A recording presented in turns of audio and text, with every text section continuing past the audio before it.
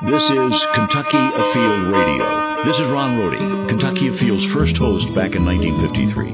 Now, I'm proud to present Charlie Baglin. Some of the early pioneers talked about riding through the state and actually having to stand on the backs of horses to see over the grasses. He's not talking about someone too lazy to mow the lawn. He's talking about habitat and how it used to be when many more species called Kentucky home than can today. We go inside outdoors with wildlife biologist Dan Figert to talk about what's out there. It might be different than what you think. All next on Kentucky Afield Radio. Every time it rains, think about what goes down the drains. Everything that's on the ground. Trash, cigarette butts, motor oil. All of it washes directly into our streams, rivers, and lakes. It's very simple. If you want to keep enjoying Kentucky's waterways and protect them for our children, we all need to help keep them clean. To find out what you can do, visit stormwater.ky.gov. Brought to you by the Kentucky Transportation Cabinet. My name is Monica. I'm 13 years old and I'm a good swimmer. I have the national top 10 ranking to prove it. So why would I wear a life jacket when I go boating? Because being a good swimmer taught me to be alert. Bunk can come undone in a second. You can be hurt, choking with the shore out of reach. No championship medal is going to save anyone then, but your life jacket can. Kentucky Fish and Wildlife reminds you your life jacket's got your back, and the backing of boaters and good swimmers like Monica everywhere. This is Charlie Baglin in on Kentucky Afield Radio. You know, you can learn a lot from nature, and you can also learn from nature a lot about people. Here's how. As times have changed from pre-settlement days when the country was home pretty much to the Native Americans, and then the onslaught of pilgrims, westward expansion, industrial revolution, and everybody needed the timber to build a big house, and the land and the fields have changed.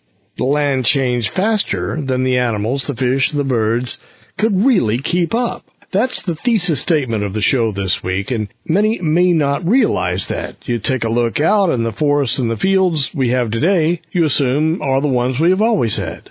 Well, not necessarily. It's worth a discussion, and we chose Dan Figert, who is the Assistant Director of the Kentucky Division of Wildlife. But he's a fellow I have known for many years, and he has this uncanny knack of being able to translate biology and ecology into English. Dan, I have many notes here in front of me, and I don't know really where to start, but since nature is so interconnected, I guess the conversation could start anywhere. And it ends anywhere. The landscape in Kentucky, it's changed throughout history. It's always been impacted by various things, whether it was Native Americans or climate or whatever.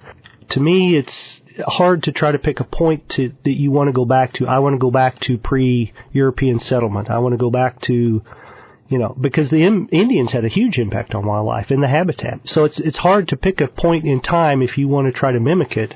What point do you pick? Because it's really changed throughout, I think, in my opinion. There was a time when passenger pigeons blackened the sky. Yeah. There was a time when bison were out there so thick you could not count them. And prairie chickens across Kentucky. Those days have gone. Yeah. And I think that when that occurred, you had a landscape that was maintained not only by the animals, but also by the Native Americans that occurred here, and probably much larger numbers than when European settlement came here. They burned regularly for a lot of reasons, but I think a lot of it was to try to create the right habitat, but also to try to funnel wildlife and to try to make sure that they had the critters here that they needed to survive. It was such a different landscape. We had, savannas, acres and acres of thousands, millions of acres of grasslands and savannas. It was not the forested landscape that when Daniel Boone came through, he saw. The evidence of that is that there were buffalo here, there were prairie chickens here, there were elk here, there were grassland species in vast numbers. And the only way to have those species is to have grasslands. And the only way in this climate that grasslands could be maintained was by regular fire. And probably, it's hard to say, but probably the Native Americans burned it whenever they could. Whenever it was dry enough, they would probably light a fire. And it would burn until it went out. There were no roads to stop it. There were no U.S. Forest Service to stop it. It just burned. And I'm sure they learned how and when to burn, that they got the impact with the habitat and the critter response that they needed or wanted to see. Grasslands you talk about, and anyone hearing this program would say, oh, what's the difference between a grassland and a regular old field? And there are some differences. We want to spend this hour talking about what we may think we know about wildlife and habitat and kind of what the truth is. Well, our landscape is just completely different than it was. What is the same about the landscape from 1,000 years ago? More or less, the topography is the same. The rivers still carry about the same amount of water, although it's in different types of flows. Trees, I guess, the same trees. Same species of trees for the most part. I mean, there's a few changes that have occurred, but for the most part, the same tree species are here. You know, we have very few blue ash, for example, in the bluegrass area. We have no American chestnut. So there are some changes even in the tree component, but for the basic part, the oak and hickory that we typically see, we expect were here back then as well. Wetlands have declined greatly. We still have a few of those along the Ohio River and down along the Mississippi. And throughout the state. But yeah, that was an easy area for farmers to go in, early farmers to go in and try to drain, and they had great soil. So if they could get the water off or change the water just a little bit, dry them out just a little bit, they grew great crops. And so that was one of the early changes. And they were flat, so they were easy for early farmers to try to utilize. Talking about what is still the same, the word grasslands has come up. They looked different back in the day. Yes, now, very much different. And the word fescue, I have a feeling, is going to raise its head. And fescue, that's a product of the University of Kentucky, if I'm not mistaken. Well, fescue's not, but the type of fescue that we see, they call it Kentucky 31, right, is a product of Kentucky. And it was, engineered at University of Kentucky for soil erosion purposes. And it works. And it did work. It worked very well. And it not only worked for soil erosion, but farmers found out that they could graze their cattle on it pretty much year-round, and it would persist. So it had those two great characteristics. So when you drive down the highway and you see a hay field, is that fescue? Pretty much, yes. It may look well and good, but if you're an animal, if you're a quail, you're a rabbit, if you're an animal that used to live there hundreds of years ago when it wasn't these things, how has a field changed? Some of the early pioneers that came to the state talked about riding through the state and actually having to stand on the backs of horses to see over the grasses. So you're talking grasses that were, 6, 8 feet tall in many cases, maybe taller. So tall that a man riding on a horse couldn't see over the top of them. That was the historic grassland. Why would you choose that route? Why would you even do that? Was that the best way to get from point A to B, to ride through grass that's 6 feet high? Well, I guess so. There were lots of different reasons. They were exploring. They were going from point A to point B. I don't know all the reasons they were traveling through, but it was, it was a different habitat in a completely different environment at the time. But it wasn't like they were riding through a hay field. These were grasses of a different variety. Right. What did they look like versus a hay field? Well, again, they were tall.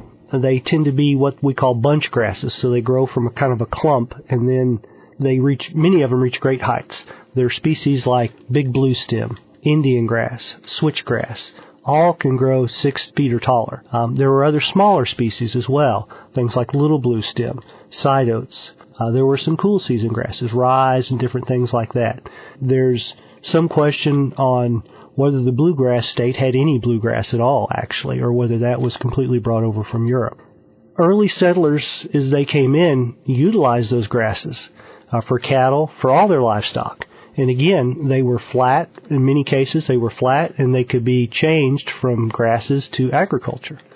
You talk about bunch grasses. I'm going to try to draw a picture of this. Let's say you were looking at a bouquet of flowers in a vase. So at the base of this vase, let's say, is 4 or 5 inches around. But at the top of it may be a couple of feet wide or so.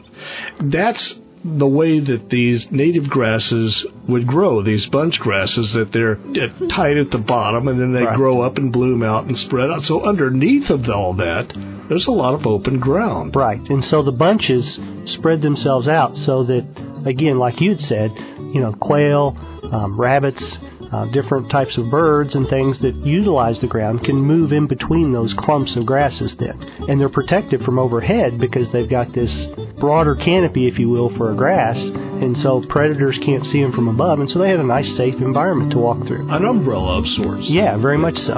We're talking with wildlife expert Dan Figert about wildlife and habitat and how it has changed as Kentucky has changed. We'll have more in our next segment. I'm Charlie Baglin. You're listening to Kentucky Afield Radio.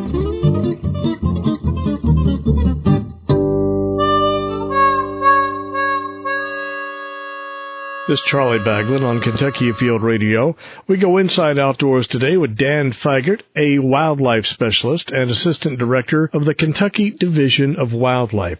We're talking about what may sound like a lecture in biology class, but if you hang with us, we're talking about the nuts and bolts and the fundamentals of the fields around us, where wildlife live and where more and a greater variety lived once upon a time before people came along and changed so much of what we see.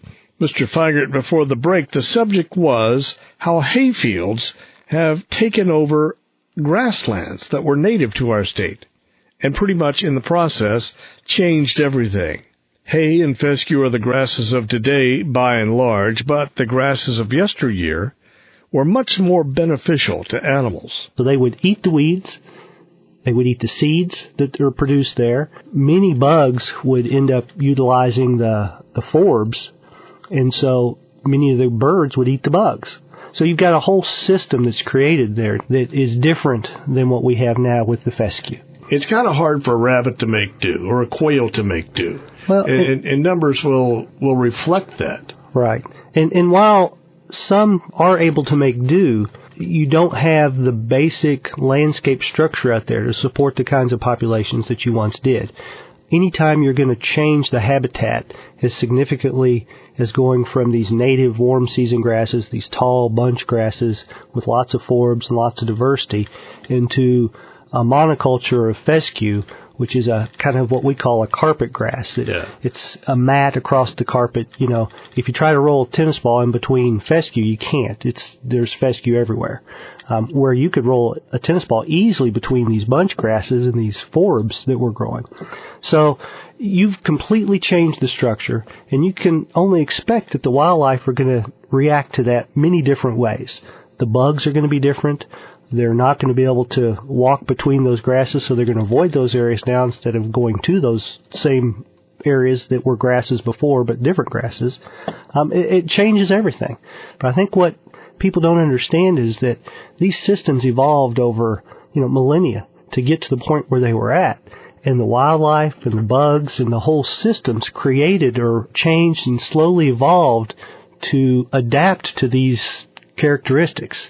And when we came through and changed things as quickly and radically as we did, the wildlife just can't change that fast. They cannot evolve with the pace that we would like them to. Right, I guess that's... And the Industrial Revolution, and we're talking 1800s, we had to see quite the loss.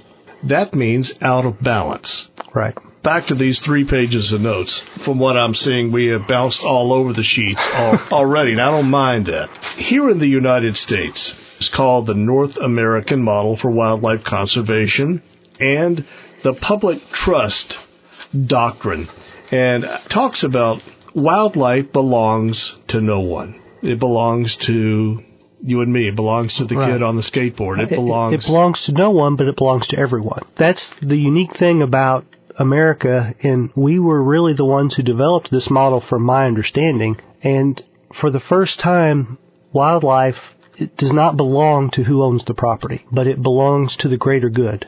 There were some court cases back in the 1800s where the Supreme Court decided a landowner said he owned the mussels that were in his stream. And the court said, not really. They belong to the state. By the state, they meant the people of the state. And so when they did that, it really, for the first time of my knowledge, changed the way ownership of wildlife occurred up to that point. You know, if you go back to Europe and places like that, whoever owned the land pretty much owned the wildlife. If they wanted to protect it, they did. If they wanted to kill it, they did. If they wanted to try to change it, they could do it. But in America, all of a sudden, that changed. And it no longer belonged to the landowner, but it belonged to the people. And so that was a real pivotal point for wildlife in our country. Because up to that point, you had market hunting that was really driving wildlife populations. And at the time, there was, an unlimited, what seemed to be an unlimited source of buffalo and passenger pigeons and, all these different wildlife species were just limitless. So they thought. When you have those types of resources, people in America, being ingenuitive as they were, began to utilize those resources.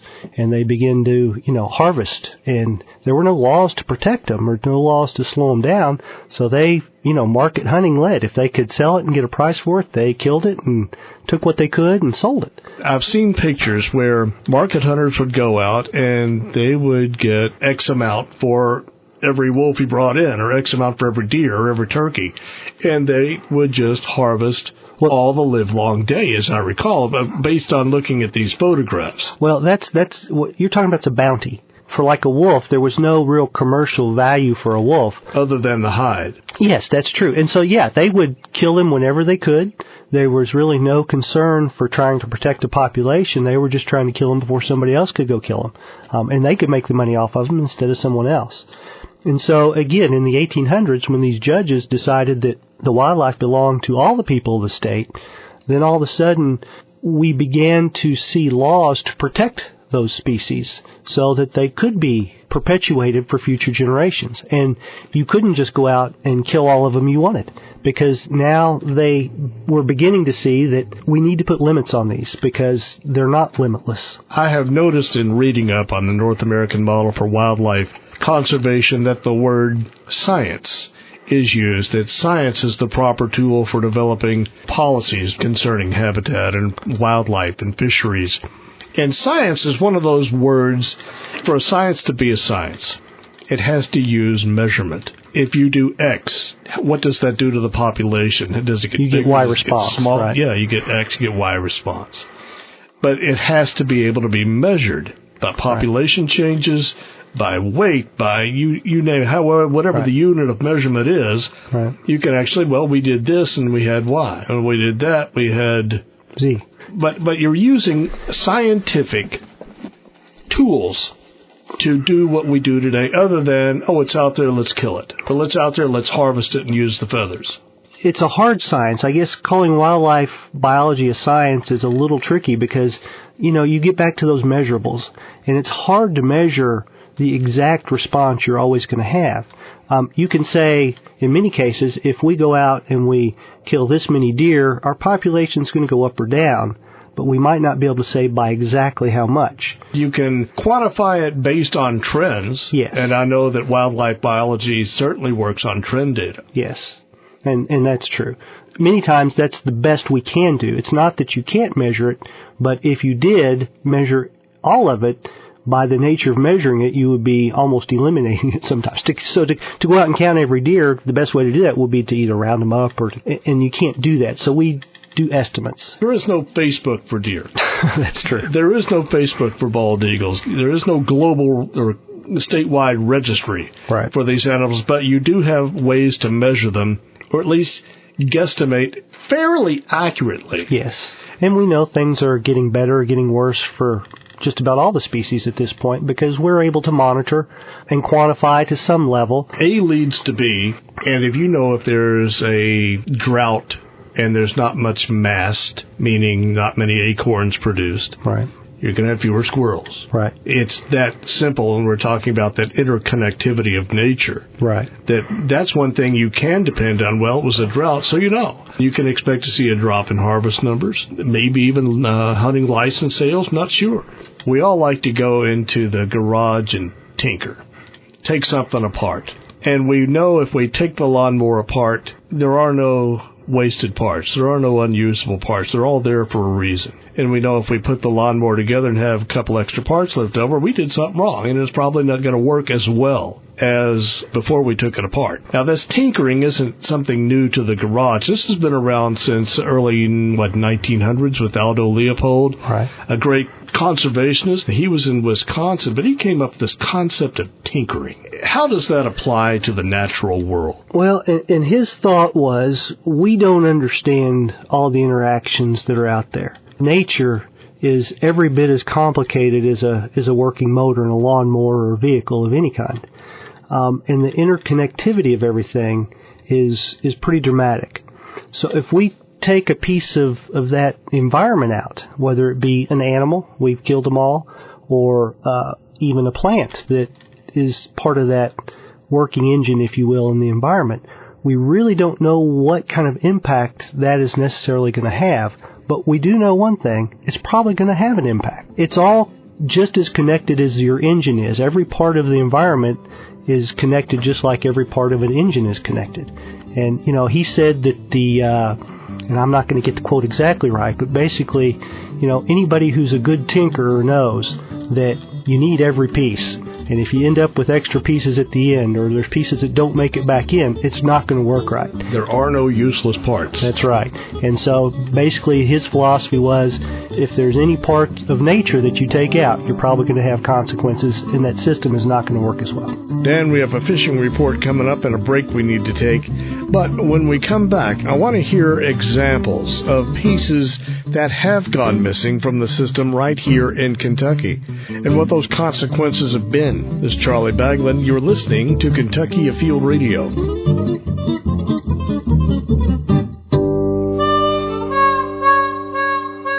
This is Kentucky Afield Radio. I'm Charlie Baglin. Let me give a shameless plug for our new Kentucky Afield store. Ready for fall. Blaze orange and camo Kentucky Afield caps, polo shirts I think you'll like, men and women, colors and sizes, plus the world's very best DVD on preparing your deer after the hunt. Deer processing from the field to the freezer. KYAfield.com, and look for the icon that says New Mall, y'all. Fishing report now. This is Jeff Crosby with the Central District Fishing Report. Lake temperatures across the region are running in the upper 70s. Largemouth bass fishing at many of the area lakes are still very good, especially Taylorsville and Harrington Lakes. Creek arms are very productive areas. Pitching pig and jig combos and crankbaits along shoreline cover appears to be the most productive pattern at this time. And additionally, at Taylorsville and Harrington, catches of crappie have been increasing. Standing timber or brush piles adjacent to deep water and 6 to 10 feet of water have been very productive. Live minnows and crappie jigs have been the best baits for catching crappie. And don't forget about beaver, Elmer Davis, McNeely, Corinth, or both lakes this time of year for good catches of bluegill and shellcracker. Be safe, grab your pole, and hope to see you on the water. This is Rob Rold in the Northwestern Fishery District with some angling highlights in our area. Rough River Lake and Nolin River Lake are both at summer pool and holding steady. Anglers are still picking up a few crappie by fishing some of the deeper brush piles, catching them on both jigs and minnows. Catfish are also still active at both reservoirs. Bass fishing activity at both reservoirs has been fairly slow of late. At Lake Malone, anglers have been catching several crappie of late, fishing some of the deeper brush piles there, somewhere around the 8 to 10 or 12 foot depth range, and they're catching them on both jigs or minnows. A few bass are also still being caught at Lake Malone, mainly by fishing some of the topwater or soft plastic baits around and along the shoreline vegetation, especially at night. As always, be careful on the water. Good luck. Remember to wear your life jackets. In West Kentucky, at Kentucky and Barkley Lakes, fall fishing patterns are starting to pick up with bass out on the ledges using some crankbaits and plastic worms and lizards. You might also try up around your boat docks, again, worms and lizards and spinner baits. The shad are still somewhat in the back end of the embayment, so evening fishing around woody habitat in the shallow waters with topwater bait can always be fun. Not a lot of big fish, but maybe a lot of smaller fish just for the fun of it. Some of the fishermen are catching a few crappie out off the ledges, spider rigging mostly with vertical fishing jigs. Fishing in the tailwaters below Kentucky and Barkley dams has been pretty good for stripers, white bass, catfish, and the enjoyment of catching a big silver carp. Most of the time they just foul hook, but worth trying. So this is Paul Royster, and hope you find a good day to go fishing. This is Kentucky Afield Radio. I'm Charlie Baglin, and the missing pieces in the puzzle of wildlife. More with our expert Dan Figert after the break. Uncle Chuck, what is fall? Fall means football, but excitement doesn't end there. This is when Kentucky's outdoors are just getting started. The Kentucky Department of Fish and Wildlife reminds you lakes and streams are alive with fall fishing. And for many, the biggest game of the season is white-tailed deer. Get your fishing and hunting license and get your game plan together. This fall, take aim on a winning season at fw.ky.gov. This is Kentucky Afield Radio. I'm Charlie Baglin. And Kentucky, more specifically the Kentucky Department of Fish and Wildlife, over the last 20 or so years has worked to restore some of the animals that we have lost to overhunting, lost to loss of habitat. For example, bald eagles was one we had a hand in nationally, peregrine falcons, elk, before that deer, wild turkey. One critter that got some really good press was the river otter. And Dan Figert, Assistant Director of the Kentucky Division of Wildlife, let's talk about the river otter. When that left our rivers and streams, that led to what? Well, there was, primarily they eat fish, so you can right away say the fish populations could likely change in certain ways. Were there certain fish that they ate more than others? Were there other animals that ate river otters? Were there, you begin to look at what kind of impacts each animal has that are in that system. Did other animals depend on the river otter to do things? Did the river otter, for the fish populations, did the river otter help keep fish populations healthy by taking certain sick fish, or the fish that it could catch, happened to sometimes be sick or unhealthy, and so, or maybe one had a shorter fin like in the Nemo movie. Those fish are probably more vulnerable. So what happens is those get taken out of the population, and you keep a very fit, very healthy fish population because river otters are making sure that that's the case, or helping making sure that's the case. So that's one kind of an impact. Mussels, freshwater mussels are a great example because they are so interconnected, and we're just beginning to understand some of the ways that they're connected. Let's describe what a freshwater mussel is. This sort of looks like a clamshell. I guess back you could almost call them, they look like, and if you see a dry stream bed and you find these, look, what are these seashells doing here? Right. Those are freshwater clams, that's right. And their purpose is?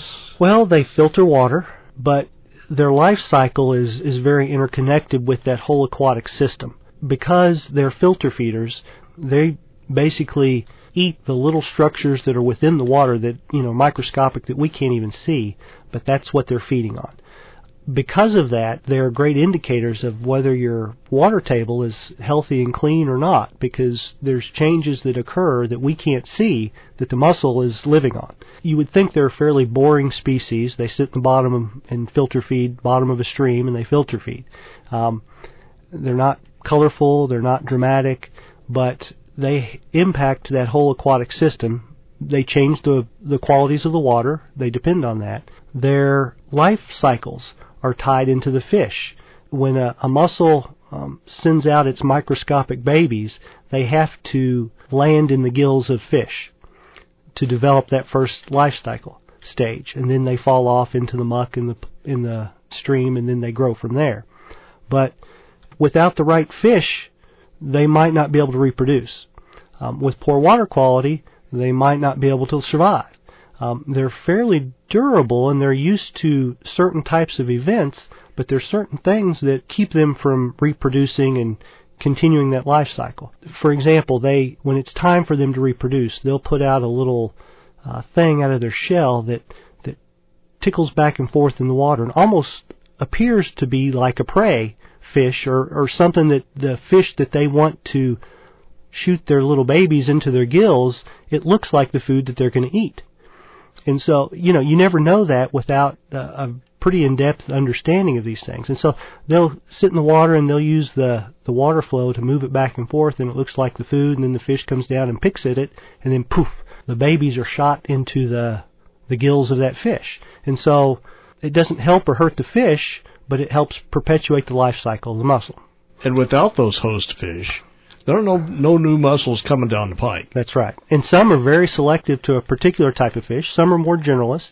But it's incredible the diversity of mussels. We have more mussel species in, the Green River than they have in all of Europe. And it's, again, because we've had a healthier system and we've taken care of our resources better than probably they have in Europe. We ought to look at, well, how did all that begin to change? And I don't know the date, but I'm going to guess 1940s, 50 post-war, when many dams were being built. My understanding is that, you put a dam in, it changes the flow of water below that stream in ways that we don't fully understand. For example, you have a rain in the water table somewhere, and you have a bit of a flood, and it creates the right structure. You put a dam in, and you've now changed the pattern of how a flood occurs in that system. So you get different types of riffles, different types of runs, different structures within the stream are not, the stream structure starts to change. Where maybe before you had a much more braided channel, you have a main channel now and you have much more consistent water flow. Water coming out of the dam now is often different temperature. And many of these mussels depend on the temperature of the water to know when they were supposed to reproduce, for example. So they would use water temperature as a cue for them to know when to do certain things. And now the water temperature maybe stays the same because the water's coming from the bottom of this big dam, and you never warm up to the levels that you used to warm up to prior to the dam being there. Also, it can change the amount of sediment that comes through. It changes the whole dynamics of that stream system. There was a show I did where a fellow from the Fish and Wildlife Service was talking about the importance of the Endangered Species Act. And he says, just because we don't know what the impact of something is today doesn't mean we won't know what it is tomorrow. And it could be something that could change your life. Medicines, for example. He said that there was a tree out in Oregon and Washington that was considered a weed tree, as science later found out that it contained Taxol, very useful in cervical cancer. And so you just never know. Just because it's 21st century doesn't mean we know everything about everything. And the types of research that are occurring today that we do, are not necessarily based on medicine, but trying to better understand the biology of the animals. Bear are back in Kentucky for the first time in hundreds of years. How those are impacting the environment, we're only beginning to understand. We're trying to basically just get a handle on what our bear population is doing, where it's occurring, how many cubs our females are having, those types of basic things. You got to understand the basics before you can begin to develop understandings of the more complicated issues that are out there. How are bears impacting our oak environments in the eastern mountains where they occur? We know that they eat a lot of mast. Are they impacting the turkeys because they're eating the mast before the turkeys can? Those types of questions, it's just a limitless number of questions that you can begin to look at. After you start to have a few answers, there's more questions out there that seem to pop up all the time.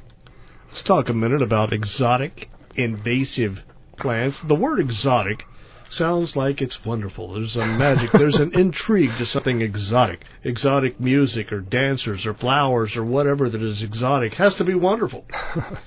Not necessarily. There are critters here that shouldn't be here, and because they have come here, Asian carp, for example, in the Mississippi River system. Starlings. What keeps them in check in their homeland didn't come with them. Right. And to bring those things over here may create an even bigger mess. We've got sort of a different ecology here, and that applies to wherever you go on the planet. Right. Things are going to be different. Right. It goes back to what we were talking about earlier. Systems evolved together.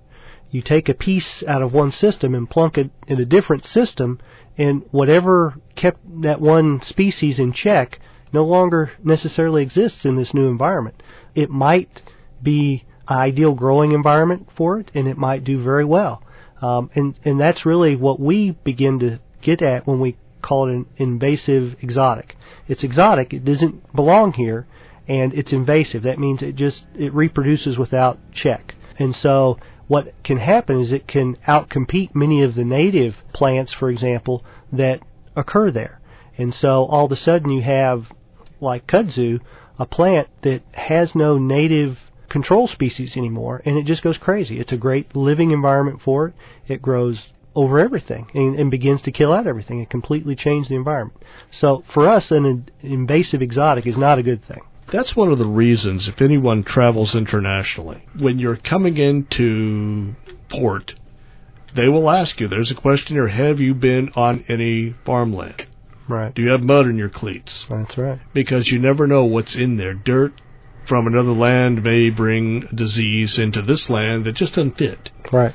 And so that's one of the reasons for that. A great example that's basically occurring now is this white nose syndrome. It's a fungus, and we think it came from Europe somewhere.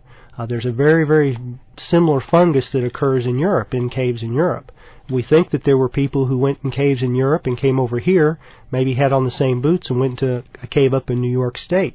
The fungus did very well in the cave in New York State, and it impacted the bats that were wintering in that cave. It basically grew on their face. Now, bat biology is kind of complicated. They hibernate in the winter. So they go in these caves that are a very consistent temperature. Their body temperature reduces. They go into a torpor that's very difficult to come out of. It takes energy to come out of it. So they go and they sleep all winter. Bats in this country rely strictly on bugs to eat primarily. So in the winter, there's no bugs out, so they can't feed. So they go into these caves. They spend the winters in the caves. In the spring, when the bugs come back out, they come back out. They start feeding, and everything's fine. What happens is this fungus begins to grow on them in these caves. It started in New York. It's growing now. It's in Kentucky as well. And so when that happens, the bat gets irritated by the fungus and starts trying to clean it off. It wakes up in the middle of the winter, flies out. There's no bugs to eat. And now the bat's got a real problem because there's nothing to eat. It's awake, and basically it's going to die. So this white nose syndrome came across. We don't exactly know how. We don't exactly know where, but it got in our caves in Kentucky, and it's killing all our bats. And again, bats are one of those species. Who cares about bats? But bats, they eat a lot of insects. They eat a lot of insects that are detrimental to our row crops. So they can have some pretty big impacts. And again, you take a bat, take a piece out of that puzzle, and we don't know, again, you go back to the tinkerer, you're taking a piece out, we don't know how it's going to impact the system now. I'll tell you this, if you don't like a mosquito, I would say you would love a bat. They love to eat skeeters. They love to eat me. More point-blank questions for our man Dan in the next segment. What good is a snake? What good is a mouse? Stay tuned to Kentucky Afield Radio.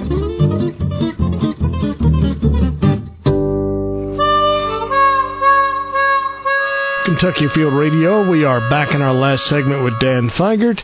Danny, I bet you know somebody, as I know my sister, who has a degree in biology, yet she will say, ooh, why do we need a snake? Ooh, why do we need snails? Why do we need, this and that? So let me just rifle some questions off at you. What good is a snake? They're going to eat a lot of mice and things like that, and again, help keep those mouse populations in check and keep them healthy. So they eat mice. Sure. We don't like mice. A mouse. Well, what good are they? They feed hawks. They feed hawks. They are the building blocks for a lot of the species out there as far as a food. Everything eats a mouse because they're small. A lot of different types of things eat mice. Snakes, owls, hawks, anything that will eat meat, basically. Foxes, coyotes, you name it, they'll all eat mice if they can catch one. Again, they're touching a lot of different populations out there, and if you took all the mice away, it would cause some pretty significant and unknown results. North American model of wildlife conservation, that's what we follow in North America, Canada as well. States allow sustainable use of sport fish and wildlife by law, based on science. Means you use a little mathematics in there, logic and reasoning. Public has input on how these resources are allocated. I'm just reading off this list. Right. We're a state agency. That means we work for the people. Our job is to promote wildlife or to protect wildlife, but it's to protect wildlife for the Commonwealth, so for the people of the state. So our job is to make sure that there are eagles and mice and snakes available today, and that those populations are maintained not only for our use and and enjoyment, but for future generations. And like you said, who knows what kinds of benefits we're going to gain from, maybe there's a type of mouse out there that we really don't like that much, but it has a certain fungus or something growing on it we won't discover for another 50 years. But if we take that mouse out of the system, we'll never discover it, and that cure for eczema or whatever it might be will never be discovered because it's gone. You've been a wildlife biologist for 25 years or more? A little more. Are we doing a good job? And I say we as a people, as a nation. We have lots of successes, I'll say. If you look in Kentucky, for example, when I was a kid growing up in Kentucky, it was extremely rare to see a deer track. Now, you see deer everywhere. There were no turkeys where I grew up in Kentucky. Now, there are turkeys everywhere across the state. We've brought elk back. We've got eagles at probably higher populations than they've ever occurred since the early days. We've got peregrine falcons back in our state. We've got a lot of successes that we have done great job with. We've got failures too. We're always striving to try to do better and to try to find better ways to do what we do. But so the challenge is always there, but we've got plenty of successes that we can build on, I feel like. I'll say this. There's a fellow we knew in common. His name was Lauren Schaaf, and he was the director of the Division of Wildlife early 90s. And he said something to me that was so profound. I'll think back, it was during the years of river otter restoration in Kentucky. And there's nothing noisier or stinkier than a river otter. They're cute, see them floating down the stream. But when they're in a cage ready to be transported to wherever these streams were they were going to be released to, you realize they're wildlife. They are noisy, and do they smell. But he and I were standing there by probably a dozen of these things. And he looked at me and he said, Bagman, he had a big smile on his face, said, wouldn't you like to know what they know, whatever that might be? I've just never forgotten that. He had insight that, he looked at things from a little different perspective sometimes. He was a great man. But you look at a tree, and a tree's been there for maybe 150, 200 years. The changes that tree has seen since it was young, that goes back to another Aldo Leopold story about, he and his son are cutting through a tree and going through those annual rings, and he's kind of thinking about the history that tree has seen standing there. It's incredible, and the knowledge that all critters have kind of in their DNA. They don't process it like we do. They're not smart like we are, but at the same time, their whole history has put them there, and to have that knowledge of all those years of making it through the system and making it through the environment, to have the knowledge of any species, it'd be pretty incredible. It's not nice to fool Mother Nature. No, she's much smarter than we are. I have to change the subject. Do you text and drive? I try not to. My daughter doesn't let me much. Appreciate your help. Well, I hope I was able to do a little something good. Okie doke, very good. Class dismissed. We've got a minute or two left in the show. Time for a good dog story. A lady, Yolanda, has a neighbor named Stacy, and Yolanda knocked on Stacy's door one morning and asked if her neighbor would mind keeping an eye on a lost terrier that she had found roaming around the local elementary school, and Yolanda agreed. The two women took photos of the dog. They printed it off. They made 4,000 "We Found a Dog" flyers, claim if he's yours, stuffed them in mailboxes, put them on Craigslist, the whole shebang. Now, in the meantime, Yolanda went to the dollar store and she bought some pet supplies, warning her two sons the dog visiting was only temporary. Now, at the time, Yolanda's son was 10, another son, 21 years old, also had Down syndrome.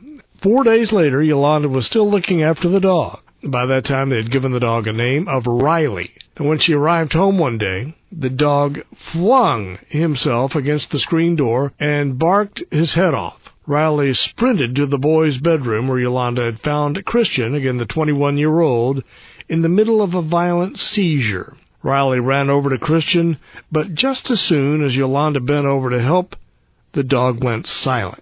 Later in the hospital, Yolanda was talking and said, if the dog hadn't come to get me, the neurologist said, Christian would have choked on his own blood and would have died. Yolanda took the story to the Tampa Bay Times, and at this point, no one had yet come to claim the dog. So Yolanda had decided to keep the dog. The next morning, Stacy got a call from a man named Randy, and he recognized his dog from the newspaper article. And at that point, Stacy started crying and said, "You know, that dog, he saved my friend's son's life." Randy drove over to Yolanda's house. He wanted to pick his dog up, but he saw how attached the two boys were to the little dog, and he said, "I appreciate you finding my dog, but in all actuality, I think that it was he who was supposed to find you."